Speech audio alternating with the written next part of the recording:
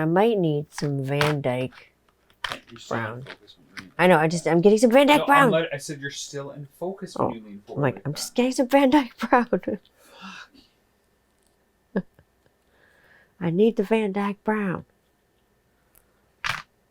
God damn it. All right. You let me know when you're ready. It's rolling. It's ready, or it's rolling already? It's rolling.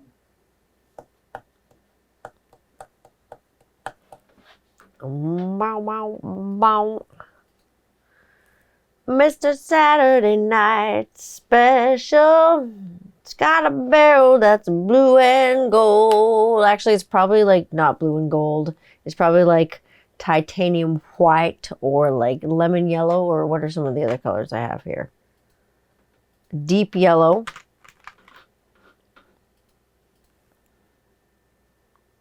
Yellow medium. All the colors Bob Ross has. And hello and welcome to another edition of 21st Century Rocker Mom Podcast. I'm painting like I said I would be on this episode. As I'm chatting with you, I'm painting my nightmares. We're going to have a little bit of a Bob Ross sort of painting party. Not that kind of painting party. Get your fucking mind out of the gutter. You're disgusting. Not that kind of painting party. A Bob Ross style painting party. And at the end, when the painting's done, I'm going to tell you a little bit about how you can get your hands on this painting, because I'm going to be saying goodbye to it. And it'll be coming home to live with one of you wonderful folks. I hope you've been having a good week. I've had a crazy week. My day started a little bit early. It started at 4 o'clock in the morning today with a shakedown to 1979. We got Alexa play like something, but it ended up being the fucking Smashing Pumpkins. And so Alexa played 1979 at 4 o'clock this morning. So that's what time I got up today. So I was shaken down to 1979 pretty fucking early. It was ridiculous. Goddamn Alexa. She just like, I'm pretty sure she's playing it upstairs right now. Yep, she is. That motherfucker. Alexa, you know what? Here's the thing about Alexa. When I want her to listen to me, she doesn't listen to me. When I don't want her to listen to me, she just listens. Like, she'll go off in another room. Motherfucking Alexa. I literally had to send Rob upstairs to go and turn Alexa the fuck off because she just listens too much at night. It's because the kids are sleeping, everything's calm. She has the time to listen if she wants to listen. Motherfucking Alexa. Goddamn. So like I say, this week's been something. It's been a little bit insane. You know, I started watching a little bit of the Tiger King episode, or not episode, rather, I guess season or chapter 2, after this Joe Exotic, or the Exotic Joe man, has been in jail. And it's kind of like crazy. I didn't expect it to be what it was or what it is. And now I'm not, I wouldn't say I'm hooked. I'm still like pretty straight up on Alaskan bush people. That's like my jam. And I don't want to give up on my Alaskan bush friends. I'm ready to move out to the fucking Alaskan bush like right now. Like, cause all this fucking craziness that is this, all these variants and all this other shit coming into the world, all this shit that I hear about. I'm tired of it. I'm ready to move to another planet. Fucking speaking of that, and speaking of like dying and things like that, this is an interesting topic. We were talking about this earlier today. Rob and I talk about this all the time.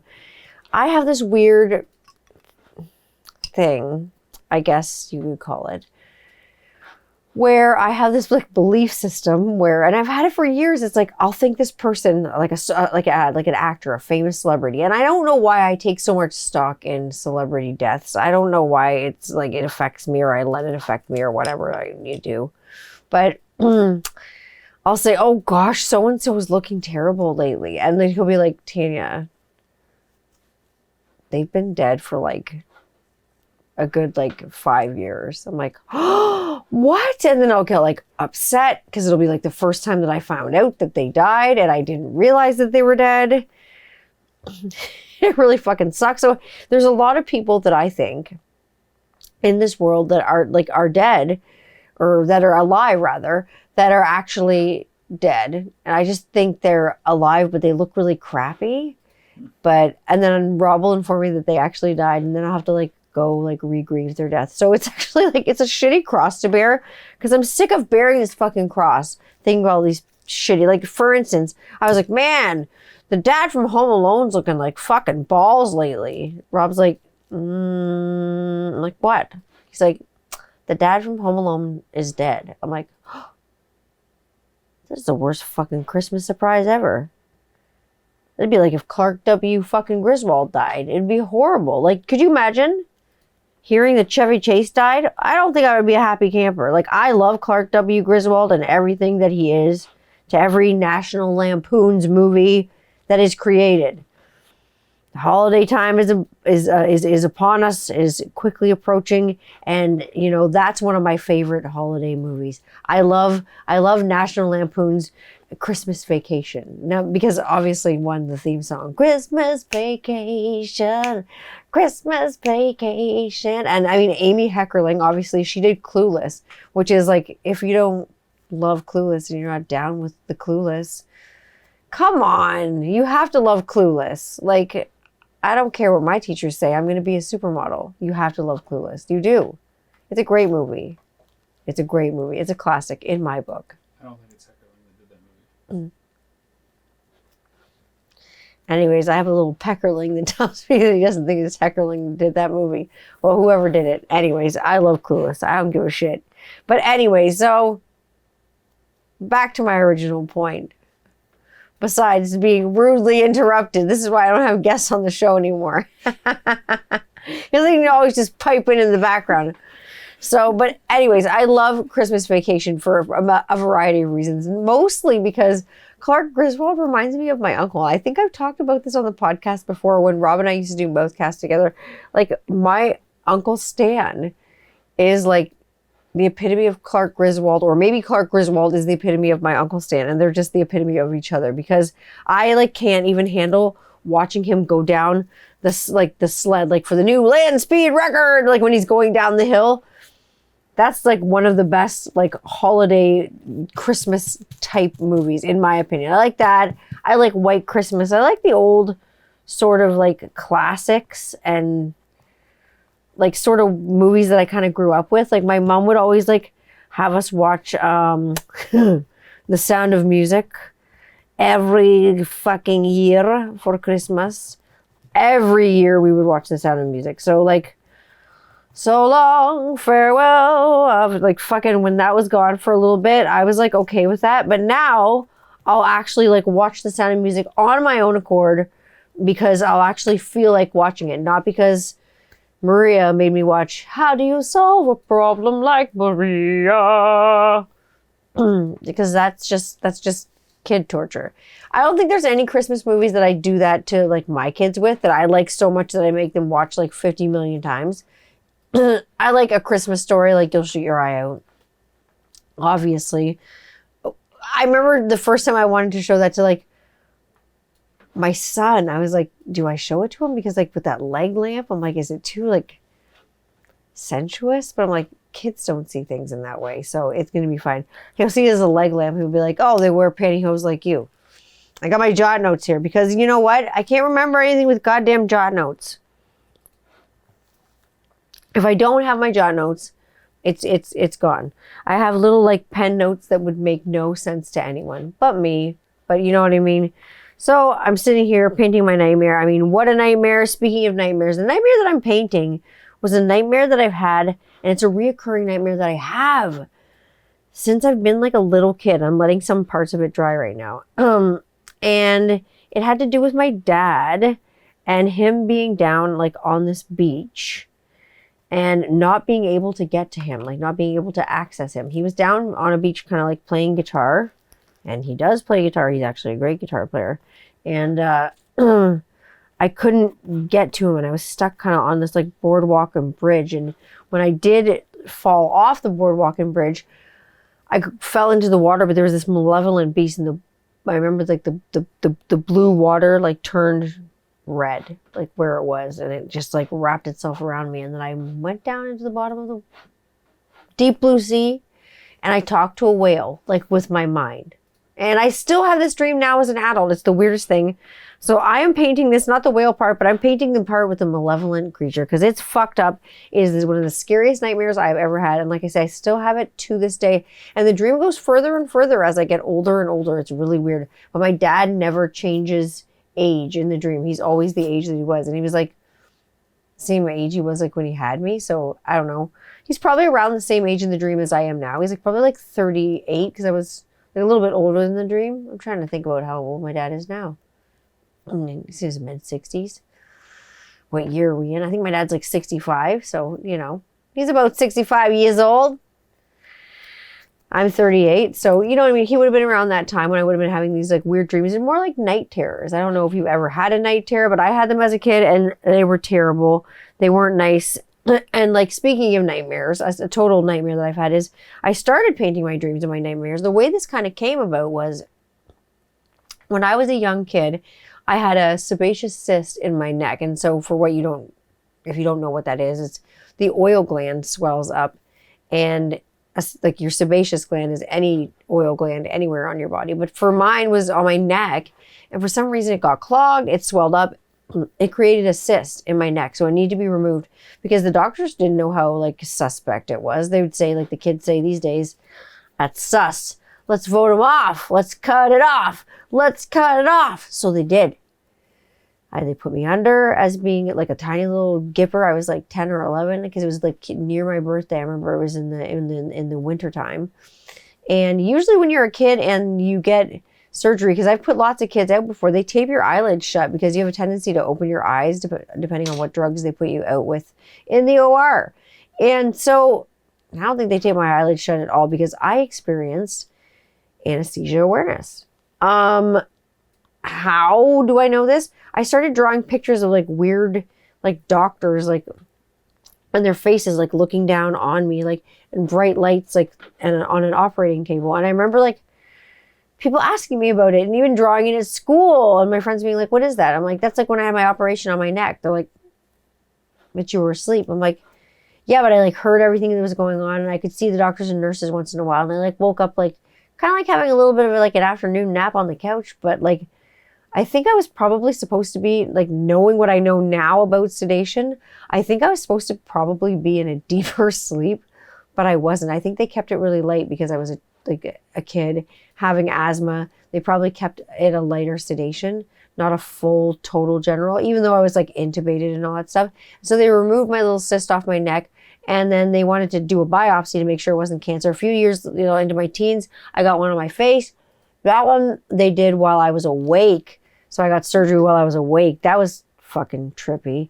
Never get surgery while you're awake. It's fucking weird. You don't want to get surgery while you're awake.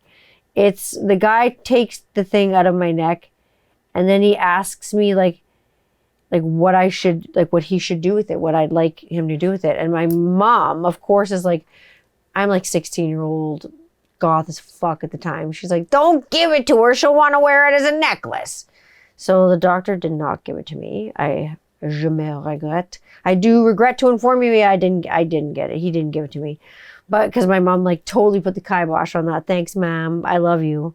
But I didn't get it. But it's okay. It's all right. The thing that I also didn't get was cancer because it was cool. That went to the biopsy lab too. Because if I would have got to keep it, he wouldn't have been able to send out the specimen with this whole excisional biopsy, taking this out of my face and sending it to the lab. So he did. Everything was cool. But like I say, this week has been a doozy. Like it's been a fucking doozy. Nobody wants to be the asshole person. And this week I've kind of had to be the asshole person. It's hard when you have to wear like different hats. And when you work for yourself and you're self-employed, sometimes you have to like let people go and let things go. And it's hard.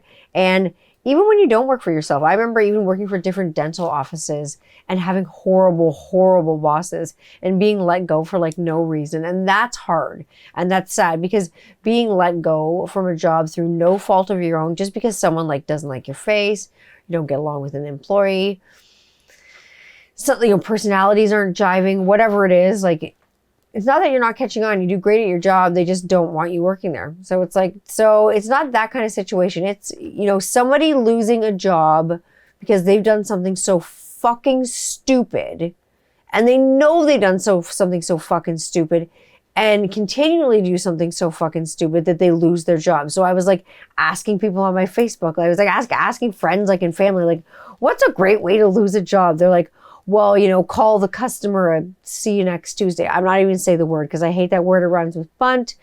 I don't love it. But if you do, you can see you next Tuesday all the way home. I don't love it. But someone else said, you know, just treating the customer like an asshole, always, you know, telling the customer that they're always wrong. You know, sleeping with the boss's wife. I'm like, yeah, that's definitely one way to do it. Being like downright disrespectful to your boss, I would say that's one to do it. One for me was I worked for a dental company. I mean, I've worked for many dental companies, and I worked for a lot of dental companies that we sedate our patients. And so in a lot of the companies, I'd been higher up because I've been working for and in dentistry for so long that there's that trust there and that relationship that's established with different doctors and so on and so forth. And working for different doctors, being in charge of their OR drugs and things like that. And then busting people taking OR drugs. So like counting OR drugs, like you count every drop of OR drug. You're very, very serious about it because it's a lot of them are like different schedule narcotic drugs. Propofol, fentanyl, very serious drugs that you use in the ER. And then things that you use like for pain too. Tylenol 1, 2, 3, things, you know, Percocets, things like prescriptions that you keep really guarded. So being the person in charge of that, you take that job seriously. And so when I was in charge of that job in a few offices, I took that job very seriously, and I didn't have problems at most of my offices, except at one of my offices that I worked at. And it would be a surprise office. You wouldn't believe the shit that goes on in in different offices. But I worked in one dental office that specialized mostly in children, and I was in charge of the drugs there. And one of the girls was dipping into the drugs. I'm like, there's something going on, because we sedated children with like a Tylenol suspension plus another drug that's like an anti-anxiety medication, and they drink it. Half an hour later, they get kind of loopy and sleepy. Either we'd give them a general with a shot in the arm, we'd give them some ketamine and put them to sleep, or they'd have like a semi-conscious sedation. So they'd have that drink that we give them, like the chill out drink, plus a little bit of laughing gas. So usually they're pretty silly by that time. They were okay to get their dental work done under almost regular circumstances. They weren't, you know, they weren't upset. They'd get to watch a movie. Everything would be cool. You kind of, you know, talk to them with just some really gentle voice control, and, you know, then they're able to get their dentistry done. And this is mostly kids who can't get their dentistry done under normal circumstances for a variety of reasons. You know, sometimes it's health. A lot of the kids had a lot of different diseases and couldn't get it done just at the regular dentist. So they'd come to the kid dentist and see us. So I worked for a lot of pediatric dentists actually, but this one specifically, I said to the dentist, I'm like, I think someone's dipping into the one drug that we have. And he's like, there's no way. I'm like, I think it's this person. He's like, there's no way. She's worked here for years. I'm like, I don't know. He's like, you worked here for like 6 months. Come on. There's no way she's dipping into the drugs. I'm like, okay. So I kept a real tight squeeze on the drugs because Nurse Jackie wanted to know what the fuck was going on. Turns out I was right. This girl, I kept a measurement on the side of the bottle, how much drugs were going in and coming out. And she was stealing like a lot. Like she was stealing full fucking bottles per week. I was down a fucking bottle like every week. So I counted a bottle, like, so it was down 4 bottles a month. Now that is a lot of medication to be used. And especially like to drink it, you can actually inject it. I think it would probably kill you, to be perfectly honest. But you can use it to sedate kids and adults for dentistry if they're really, really, really scared. But she used it as, I don't know if she was using it as like a recreational, like a rave drug or what. Because like honestly, all it would do is put your ass to sleep. So I don't know if she was having trouble sleeping or what the fucking bloomin' blazes was going on. All I know is this bitch was stealing drugs. So finally, I busted her stealing drugs, and my boss finally believed me. And she was gone. She was gone. She was so fucking pissed, though, at me. Oh, God, she was fucking pissed. I was just like, you know what? Get out of my clinic. And don't steal my drugs. Those are for the kids. Those are for the kids. So there's been some, there's been some of that kind of going on this week. There's been some kind of like hirings and firings going on at, camp around here. There's always a production going on. As you know, Rob is always producing something, and Rob's told me amazing stories about hiring and firing. He was doing one of his productions, I can't remember which one, years ago. And one of the guys that they brought with him as like a production assistant, I think. Oh my God, he fucked up bad. He fucked up real bad. He came along to the shoot, and they had to go across the border. Only did they find when they got across the border, this gentleman had brought counterfeit illegal tobacco with them over the border, which is super illegal in America. Like, you have to kind of buy American cigarettes. If you smoke in America, you got to buy their smokes. They don't like you bringing over smokes from here, especially if they're like in a plastic bag and you've got them in their homemade rollies. They're not going to like that. So he brought that over. He was doing things like, production assistants are supposed to things like get like release forms signed, call people, get time scheduled, figure things out, kind of get a schedule figure out what everybody has. Breakfast, kind of take care of everybody, kind of be the little hen, be a little den person, be a little the king of the frat house of the trip. But he was not fulfilling his obligations and what he had promised Rob he would do. So after all this stuff, and also like bringing the illegal stuff, and Rob talking to the entire team, Rob's like, what are we going to do? Do we fire this person? Do we pay this person? Like, what do we do? So Rob decided the most fair thing to do was to not have this person continue on the journey. However, pay them for their time, because that is super important. People's time is really important. It's important to pay them for their time, and value them for their time. Even if they did screw up, pay them and value them. But when their time is done, their time is done. And sometimes people just don't have the capacity, the mental capacity to be on tour or be on the road or be on a project that is, mobile and has a lot of moving parts. And so Rob had to get rid of this gentleman gently, but in like a Tim Hortons. I was like, I broke up with a boyfriend in Tim Hortons once too. And he was just like, I just don't think you're right for this project. I don't think it's a good idea to go forward. And then he said the look of vengeance that came across this gentleman, I'm just going to say this gentleman so I don't be mean. This gentleman's face he was pissed. And I will tell you, we still get fucking emails from this gentleman, from this guy that is like so fucking pissed off at Rob that Rob didn't involve him on any of his future projects. Last I heard, he works in the finance community now, and has a few spazzes at work and has been kicked out of his office a few times. So that is the asshole of the month.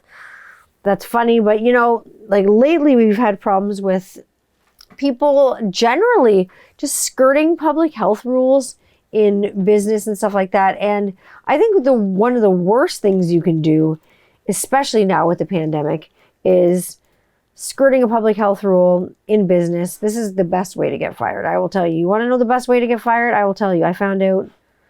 And the best way to not move forward with the project is to lie to your boss. I've had someone do this to me, and I will tell you, there is no worse fucking betrayal than when an employee fucking lies to you. And then the worst part about it is you catch them in it.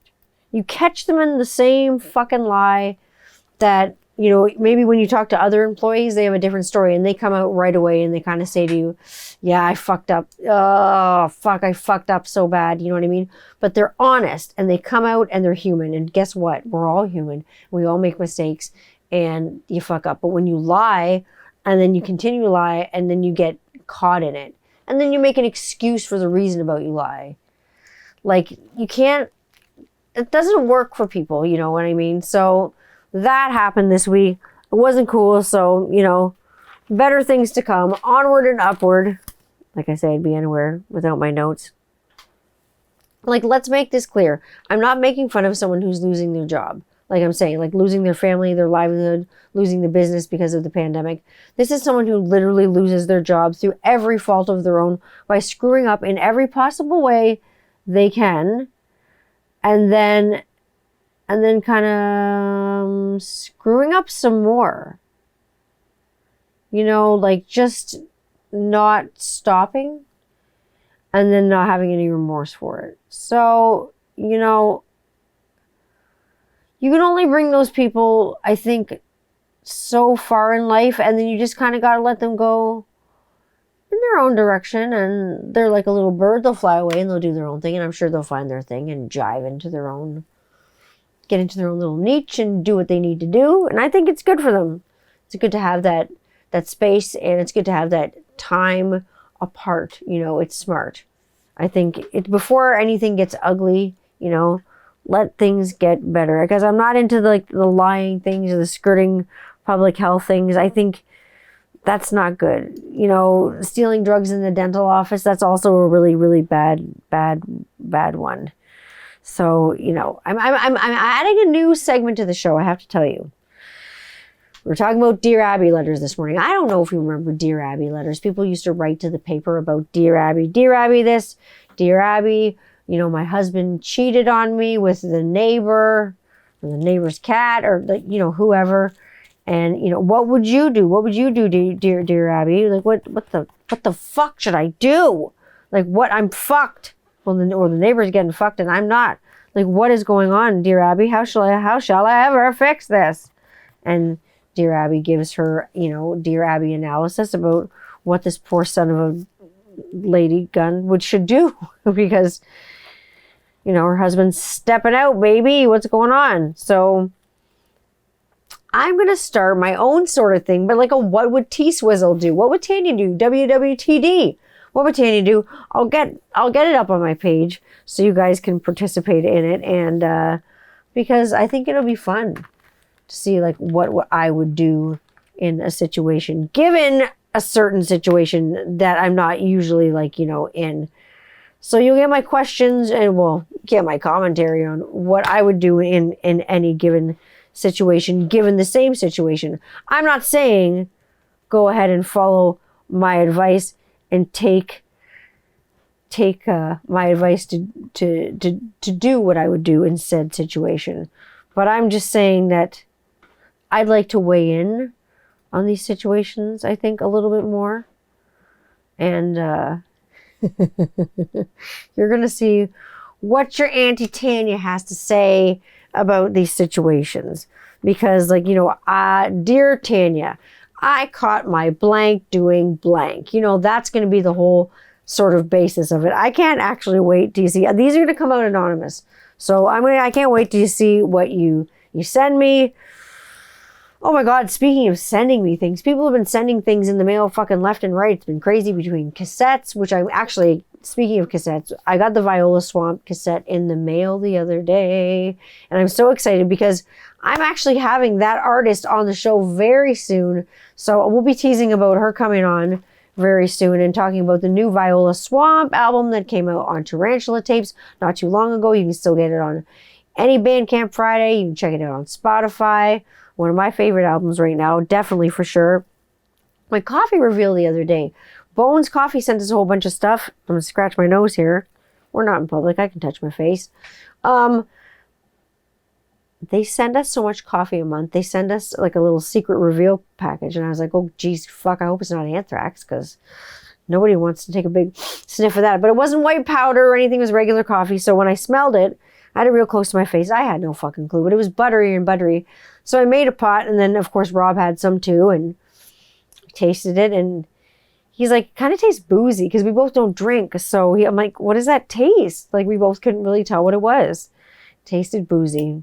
It was butter rum. But I'll tell you, even for, like, He drinks a whiskey drink. He drinks a vodka drink. He drinks a lager drink. He drinks a cider drink.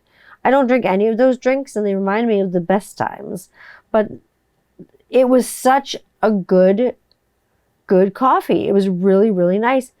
And then today I had their French vanilla, and it was lovely as well. You can count on me to have 1 to 2 coffees a day, usually before noon-ish, unless I'm going to stay up this late and do my podcast. I've had coffee. So I'm a little crazy. Someone was lighting fireworks off outside, so I had to wait again until later to record my podcast and just be painting away into the hills, whatever. But it has been a week for fucking winning. You want to talk about lucky? So winning. That coffee came to the door at stupid o'clock the other day. Perlator left it very carefully and very nicely behind a flower pot. Thank you, Perlator, FedEx driver, whoever you are. You're amazing. You make my life better. Oh, but I won. I've been in the winner's circle a lot lately. I won two sets of cards for Wholesome Peaks for Twin Peaks trading cards. They're amazing.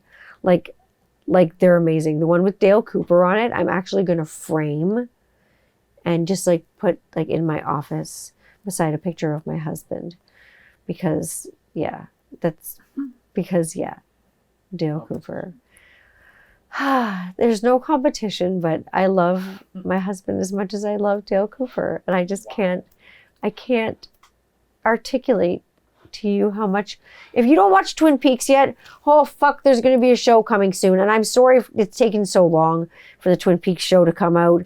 Oh, it's been a lot of scheduling problems. But fuck, it's coming after Christmas. It's going to be my New Year's gift to all of you. It's going to start with the Firewalk With Me episode, because you got to start somewhere, right? And why not start with Firewalk With Me? A lot of people think that I should start in season 3. But no, I'm going to start from the ground up. Speaking of the winner's circle and being the ground up, I also won a spin on the wheel at Woolly Wizard Beard Oil Roulette a few weeks ago. I won these fucking sweet beard oils, and this beard oil and this beard oil, the beard butter. And I like to call the scent, as Rob does. What does he like to call it? I think he likes to call it Christmas spice, spicy Christmas. Spicy Christmas. It is literally one of the best scents, Tyler, I think, at the Woolly Wizard Beard Company has ever fucking made as a scent, like collab.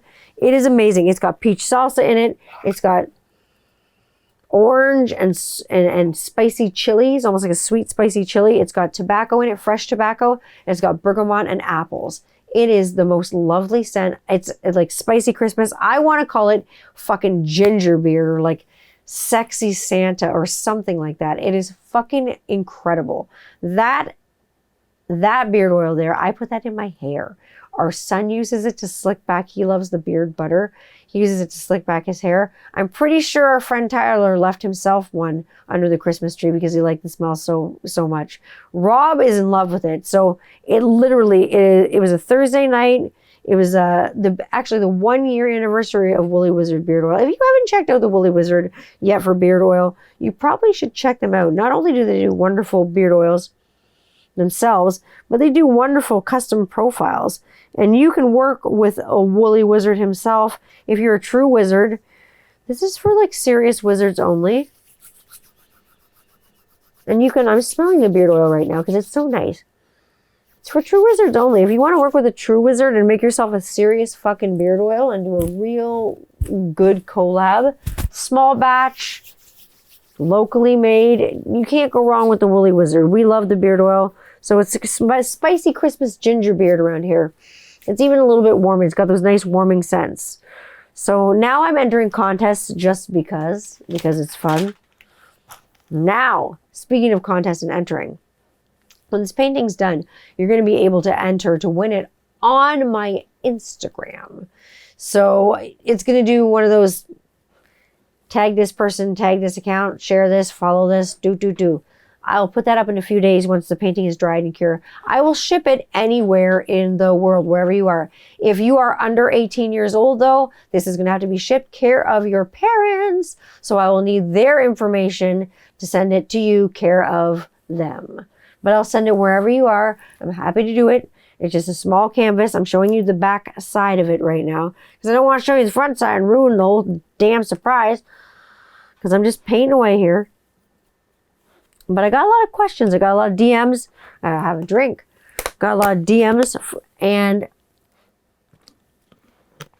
a lot of questions from TikTok. I got one from DM that I am particularly, I don't know if particularly proud of, or I'm just having a good fucking laugh at it. It's amazing.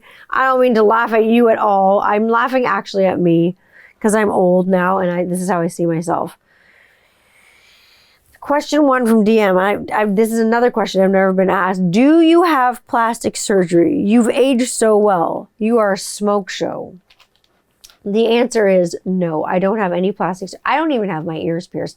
I don't have any plastic surgery. I use vegan, plant-based, not tested on animals, cruelty-free makeup products. I just wash my face every night with baby soap. I use a really good night cream. I eat a plant-based diet. I drink enough water. Try to get my vitamins. I don't get enough sleep, which is really bad. But no, I don't. Maybe I have a fountain of youth in my backyard. Maybe there's a fountain of youth in this bottle. I don't know, but thank you. I don't know what a smoke show is. But I'm sure my husband will show me later. Favorite new metal bands. Oh my gosh. So favorite new metal bands like now, I guess, versus back in the day when I was in Kitty. My favorite new metal band now, and I'm so excited. That's why I'm vibrating to say this, is I love We Are Pigs. We Are Pigs is my absolute downright favorite fucking new metal band now because they sound like new metal did when I was a teenager. They've got the collabs down. They're doing collabs with the dudes from Korn. They're doing collabs with all kinds of people, like Gina Shock from the Go-Go's. Like, come on. Like Alanis Morissette's husband, just to name a few. We Are Pigs does a ton of collaborations. They did one with Morgan Lander from Kitty called Moot. You can check that out on my TikTok. You can go to We Are Pigs TikTok. You can go to We Are Pigs or SJ Jones. You can go to their Instagrams. You can go to Morgan's Instagram and check out Moot. That song is amazing. You can check it out on YouTube. So definitely for new metal bands that I like now, I don't think there really are too many good, in my opinion, new metal bands that are really doing authentic new metal that is like really true to the genre. If you really want to be true to the genre, We Are Pigs, for me at least, is where it's at. And even Rob, my husband, who grew up without new metal at all, he was like completely like what I call like blue jean metal. Some of the metal that I grew up with, Motley Crue, Poison, Kiss, those kinds of bands, hair metal, and he loves We Are Pigs. As far as when I was in Kitty, new metal that I liked and really, really liked was, I loved Cold Chamber. And I mean, I still have a soft spot in my heart for Cold Chamber. I love Tura Satana, My Ruin, obviously Terry B. Huge influence on me. I think she's absolutely fantastic. I really like the Deftones. I think Around the Fur is a really groundbreaking album. Obviously, I love Static X. Old Static X, I'm talking like Wayne Static years when I came out. I like Today Is the Day a lot back then. Any Slayer album. I mean, I guess Slayer's more speed metal than it is, I guess, new metal. But those kinds of bands I really loved like back in the day. And I still listen to a lot of those bands now. I like Jack Off Jill. There was like a touch of new metal close to almost like Manson, like goth metal. So I like kind of bands like that. I like Switchblade Symphony a lot back then. Those are a lot of bands that I was listening to. If you haven't heard a lot of those bands yet, check them out. They're fun. Favorite bands and artists at the moment. Always. I'm always Veruca Salt. I've always liked Veruca Salt since I was a young child. Like very young. That's how actually one girlfriend and I got together over Veruca Salt to start a band called the Candy Darlings, which we kicked some serious ass in that band. And we got together because of a mutual love of Veruca Salt. And I had my SG in that band because of Louise Post. Louise Post like made me like want to go out and get an SG. So I did. 1976 custom SG. The nice black pick guard. Same color as Louise Post in the Volcano Girls video. That band like blew my mind. I remember when Seether came out and seeing like all these women with instruments. And I mean, I'd seen the Go-Go's before, but I never heard really grungy. So I'd seen Hole and things like that. But grunge without like swearing or taking too many like clothes off or anything like that. Just like being musicians and not like putting too much gender on it. Yes, it was girls with guitars, but they weren't like dressed up in dresses too much. Like before Volcano Girls came out, they just got to be themselves before record companies got a hold of them. And I always thought Louise Post was the coolest because she always wrote these introspective songs. So I still think like Louise Post from Veruca Salt's the coolest, and Veruca Salt's probably the coolest band in my opinion right now. Jenny Lewis is at the top of my list right now. I listen to a lot of Jenny Lewis a lot. She has been on tour with Harry Styles. I talk about Jenny Lewis all the time. Specifically, I find that women, like, and those particular women, especially like Louise Post, Jenny Lewis, Regina Spektor, Fiona Apple, these women, for me, a lot of their music is a lot like really relatable. I really like it, but there's a lot of metal that I like now too, that's new that comes out. And there's a lot of like rock bands that I hear that come out too. Like I love Edward Sharpe and the Magnetic Zeros. Right now, that is another band that I love, a little bit older but good. But always the bands that I've listened to like since I was a kid, they kind of are an old standby for me. I kind of just don't stop listening to what I like. I still like Fleetwood Mac and the Grateful Dead. And obviously, I'm a big Beatles fan. Still working on Get Back because it's a long series. It's like 6.5 million hours. It's like taking forever long, but it's amazing. And people keep quitting and coming back and quitting and coming back and quitting and coming back. It's like, I don't know anything about that. I'm just kidding. No, there's so many bands where there is like a revolving door of artists coming back and in and out of the band for so many reasons. And it's just life, right? And so how deep it goes, right? But it's such a good series, and I love the Beatles, and I love seeing them in such a creative space. And I'll tell you, anyone who thinks the Beatles are not like great artists needs to tune into that series right away, and you'll be whistling a different Dixie after you see a little bit of that go down, because it's just amazing to see what they do together and see how quickly songs come together. It's very, very good. More questions from TikTok. Favorite song to play in Kitty? I bet you're going to think that I'm going to say Paper Doll. And I will tell you, it's definitely 100% not Paper Doll. Because I have never, ever played Paper Doll with Kitty. Because that was a song that Morgan actually played on bass. Not I, said the lamb. I did not play that song at all on bass. So that's definitely not one of my songs to play with Kitty. That's my favorite. Although I love singing, I feel really naked out there with a microphone and nothing else on. Like, it's to not have my bass like strapped to my person is very odd. So that's very weird. Not having an instrument on you and being a musician is weird. So I'd say my favorite song to play with Kitty, definitely I off the Spit album, is probably Spit. I love it. It gets the crowd pumped. It gets everybody rocking. It gets everybody going like fucking crazy. Like, it's usually like Kitty's open with it and everyone's just like nuts. The pit goes fucking wild. The crowd goes fucking wild. People are just ripping each other apart. And in the nicest way possible. They're having fun. They're moshing. I don't even know if that's what you call it anymore. I don't even know if it's called a mosh pit. Now it just seems like a fucking like death pit. Like, everywhere you go, you can't be safe. You got to be very careful about where you're going and like what concerts you're going to, and you just got to be mindful of other people around you a little bit more. I think there's been, a lot of bad things happening in the news and in the media lately. If you don't know what I'm talking about, you should probably, read up on the news a little bit. But no, nobody wants to be that artist where you have a tragedy happen at your concert and things are not, good.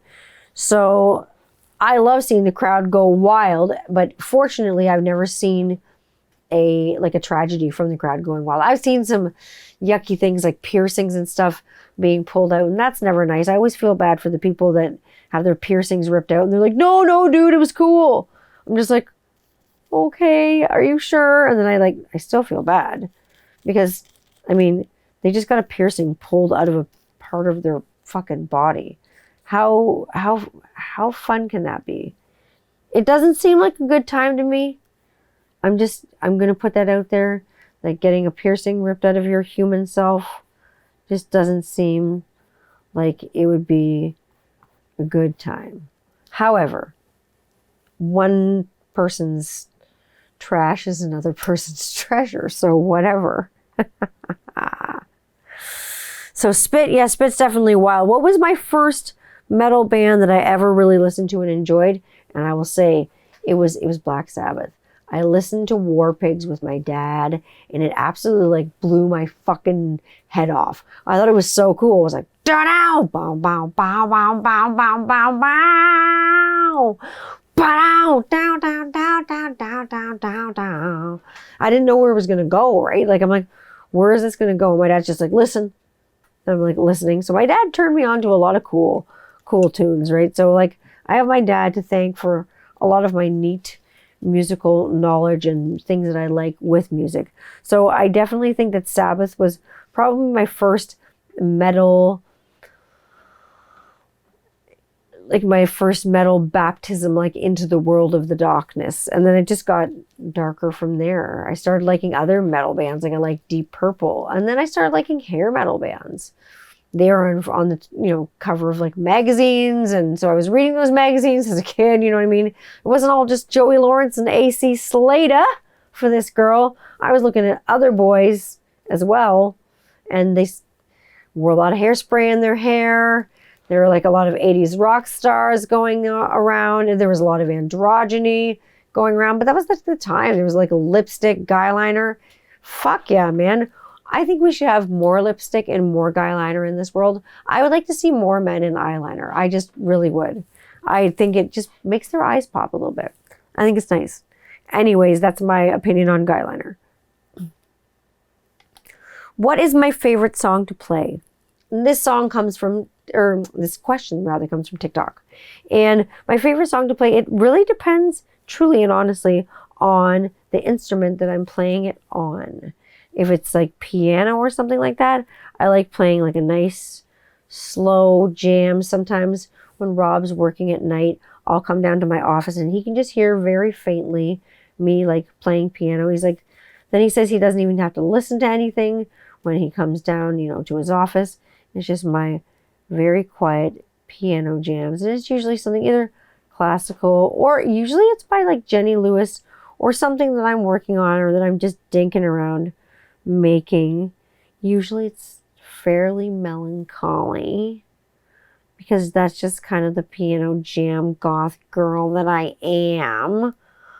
Don't worry, I got piano jam goth girls jamming after my own heart, that are just like me, and they like to be spooky and jam the scary piano goth jams.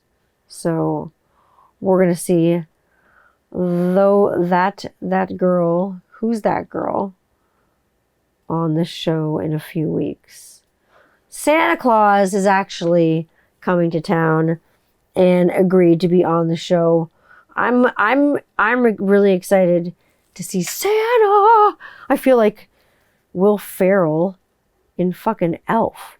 Santa's gonna come on the show. He's gonna bring his majestic fucking beard on the show. He's already agreed to it. It's a Christmas promise.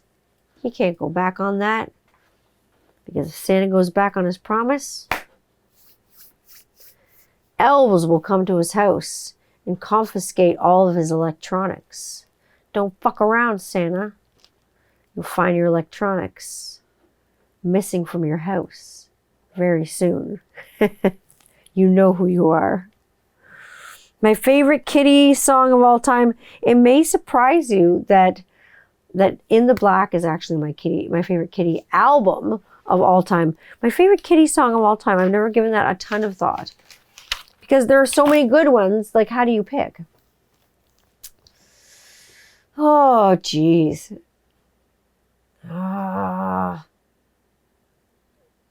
My favorite kitty song of all time, honestly, is probably like just a bunch of fucked up kids, because it was just like such of the time. It was such a song of the time that we played, and we were so silly when we were recording it in the studio, and we had so much fun playing it. And it's like an inside joke between us gals in Kitty, and I think that's probably why it's my favorite. It's not the most sophisticated of songs at all. And I loved recording Immortal, actually, because it was an experience to record that and record it instrumentally when it was so much more. And that's all I'm going to say about Immortal. What's my favorite band? Oh my God. Veruca Salt. That takes the cake. Veruca Salt, the Beatles, Heart, the Beach Boys, Dusty Springfield. I love the Grateful Dead. I love Fish a lot. I like the Guess Who. I love a lot of Canadian bands. I love the Canuckian bands. I love them a lot.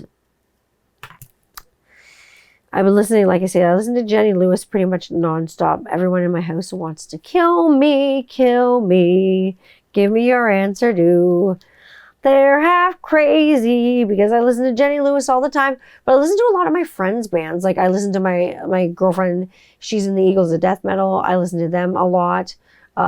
She has her own stuff. Jenny V, you should check her out. She does a lot of stuff with another band called Deep Valley. Viola Swamp, I listen to Viola Swamp a lot. That's my friend Taylor. She does a ton of stuff. She's amazing. If you haven't checked her stuff out, again, these are all people you can find on my Instagram. Mostly I listen to my friends' bands. Jen and the Hearts, they're local here. You can check them out. They're amazing. Also on my Instagram. Looping, another band here in town. Check them out. Again, on my Instagram. There are so many bands you can check out here in town.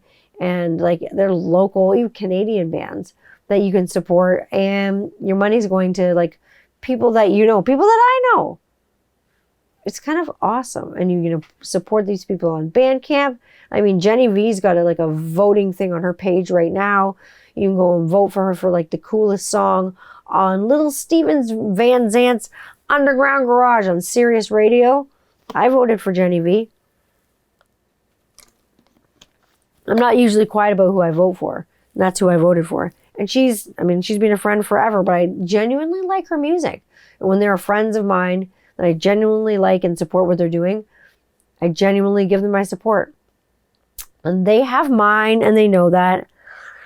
What's my favorite food? Ooh, I love talking about food. I love this question. Well, I'm vegan now because, and as you learned like the last program, health stuff, and as you get older your body does weird and not so wonderful things. So veganism, it just seemed right, and it seems like it has been the right turn sort of for me. It has turned my body upside down in a good way. I feel much better than I did. So veganism is fun for me because I get to kind of make things that I wouldn't have had to make before.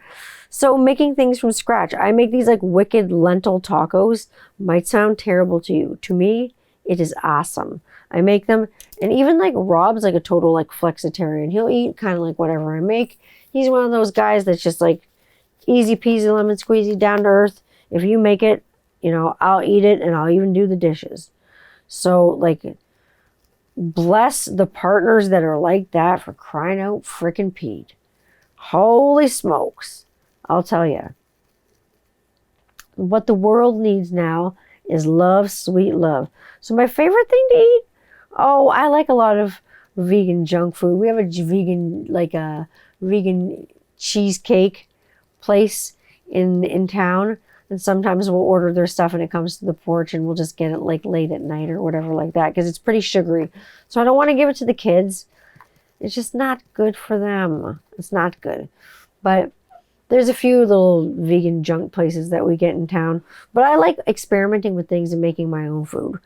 So I probably make a pretty good vegan, it's like a bacon mushroom burger, but it's all vegan and made with stuff that I have sourced myself from the grocery store delivery person. It's not like I've gone out in the bush and got it. I wish that was the case. However, it is not. I'm not going out into any bushes. I mean, unless I'm barefooting it through the bush and hiking like a fucking psychopath. I'm still getting in shit for this fucking barefooting. I fucking heard about it already. I've heard about it a lot this week. Fucking don't want to hear about it anymore.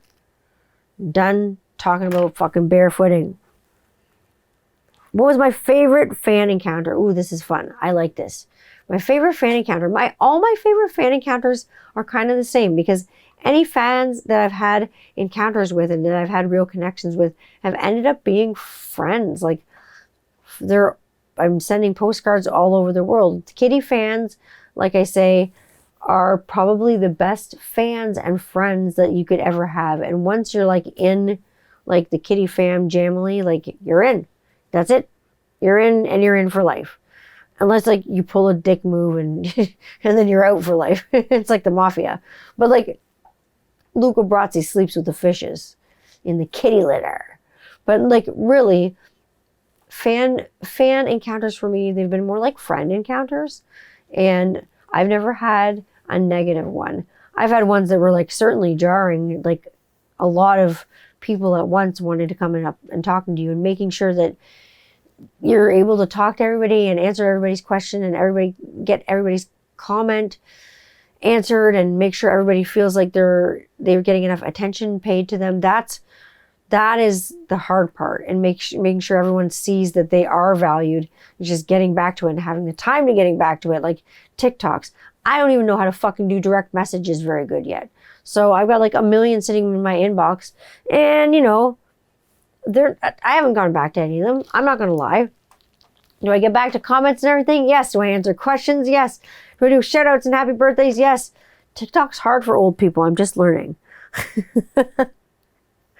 What, were people ever mean to you as a teenager in a nu metal band? Weird? No. Unkind? Yes. Very unkind. People were super mean to us, like even in Kitty. Like some of us went to different high schools and it didn't matter. High school was just weird and high school's mean. And I think high school is mean and weird and awkward for a lot of people. And I promise for all of you that are listening that are in high school or it's just before you're going to high school and you're depressed as shit and you want this fucking period of your life to be over, I promise it fucking gets better. It gets better.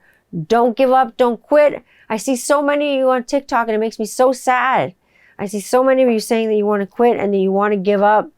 And it fucking kills me because there's one thing you got to know about me. 21st century rocker mom. I'm a mom too. I have kids, man.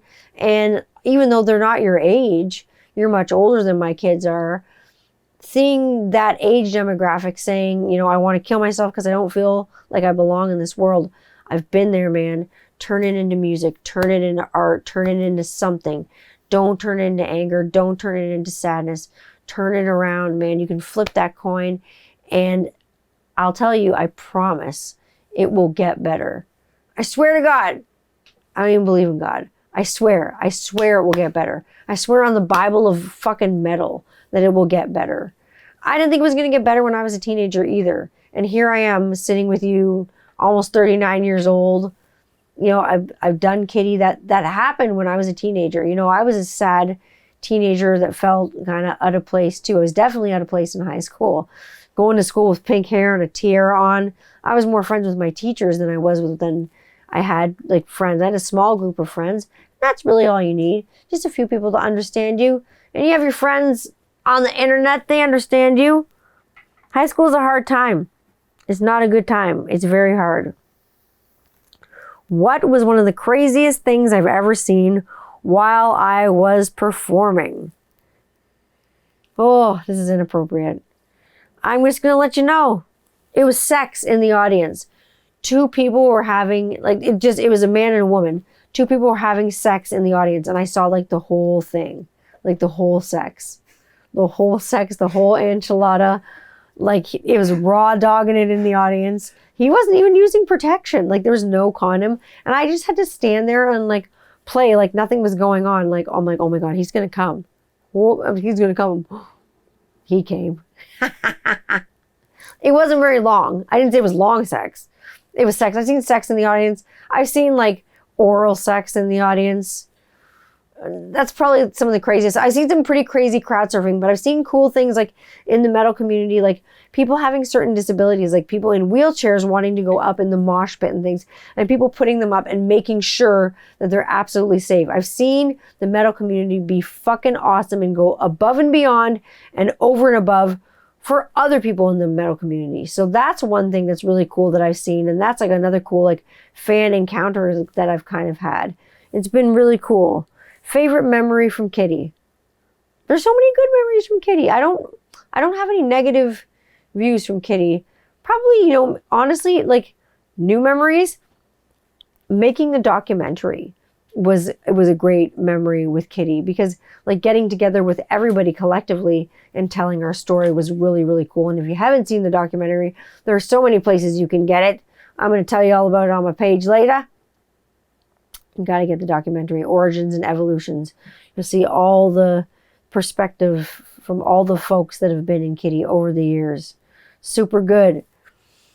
But favorite memory in Kitty is just basically like being on tour and being at a sleepover with your best friends every single night and just kind of having nonstop fun. It wasn't like a nonstop party and we weren't drunk or high all the time. It was just having nonstop fun and nonstop giggling and that kind of magic and that chemistry that, the four of us had, being in a room, together, or being on a bus together, being on a Winnebago together, wherever we were on a stage together. Those are the things that are magic about Kitty. That's definitely my favorite memory. If you want to increase your memory about where you can find me every week, you can find me. Well, you can find me all the time. I'm hizzy here all the time. On 21st Century Rocker Mom Podcast. On Twitter, I'm at Tanny Candler. On Instagram, I'm at 21st Century Rocker Mom Podcast. Over on Tickety Talk, all the kids want to talk. I'm at 21st Century Rocker Mom Podcast also, but it's not with podcasts. It's just 21st Century Rocker Mom. It's also The Real Tanny Candler. I don't know how you find people on TikTok. I don't do the Facebook thing. Come see me on Instagram, but subscribe to my YouTube channel. If you subscribe to my YouTube channel, you can get to that through TikTok. You can get to that through YouTube. Just go to Tanny Candler channel, click subscribe, click the little bell. So maybe there'll be some little Christmas ornaments on it or something. Like click the little bell and you'll get a dingity ding ding ding every time I'm here with you. I got a guest on next week. I'm excited to share that with you. And then I will be this week sending this off in the mail. I'm done this painting. So welcome to my nightmare. And I hope I didn't scare you. This is what I got. I'll be posting it on Instagram tomorrow when it's cured and dry and ready to go. And that's all we got for the painting. That's all we got for the show tonight. We'll be raffling this guy off in a random number generator. So no matter where you are, like I say, I will get it to you. Hopefully before Christmas. I'm signing off. I love you all. Thank you for tuning in. I hope you have a wonderful week ahead of you. I love you very much. This malevolent creature will be in the mail soon. To one of you lucky son of a guns. I love you. Ciao.